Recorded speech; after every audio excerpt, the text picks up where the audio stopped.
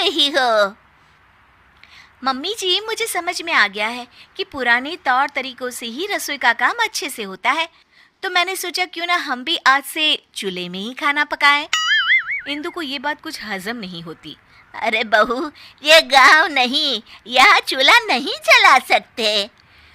क्यों नहीं जला सकते मम्मी जी? हमारे घर में हम कुछ भी करें।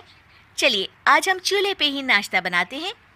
पल्लवी फूंकनी से लकड़ियां जलाती है और चूल्हा तैयार करती है, पर उसकी वजह से दोनों सास बहुओं को बहुत खांसी उठ रही होती है। अरे बहू, ये क्या बवाल लेके आ गई तुम घर में? मम्मी जी, मैं तो आपके बताए हुए मार्गदर्शन पर चल रही हूँ। दोनों खांसने लगती है। कोई नहीं मम्मी जी, पहली बार बना रहे थे ना। अगली बार से ध्यान रखेंगे कि कितनी लकड़ियाँ डालें। अभी तो आज दोपहर का और रात का खाना भी बाकी है। इंदु को ये सुनकर टेंशन होने लगती है। उसे प्यास लगती है और वो फ्रिज से पानी लेने जाती है, तो देखती है कि फ्रिज की जगह पर मटका रखा हुआ है। बहू, हमारा फ्रिज कहाँ चला गया? मम्मी जी, वो तो मैंने बेच दिया। मैंने सोचा मटके में पानी पीना बहुत फायदेमंद होता है, इसलिए मैं ये मटका लेकर आ गई मम्मी जी। अरे लेकिन फ्रिज में और सब चीजें भी तो रखी जाती है, पानी के अलावा सब्जी, दूध, उसका क्या करेंगे? कहाँ रखेंगे हैं? मम्मी जी, ये फ्रिज ही हमारी सेहत खराब करने की जड़ है। हम बचा हुआ खाना इसमें रखते हैं और फिर वही बासी खाना हम खाते हैं अगले दिन। लेकिन अब हम सिर्फ उतना ही सामान लेंगे और उतना ही खाना बनाएंगे जितने की जरूरत हो। पल्लवी धीरे धीरे करके घर से सारी आधुनिक चीजें हटा देती है। गर्मी का मौसम होता है और पल्लवी को एक तरकीब सूझती है। वो घर का एसी हटा देती है।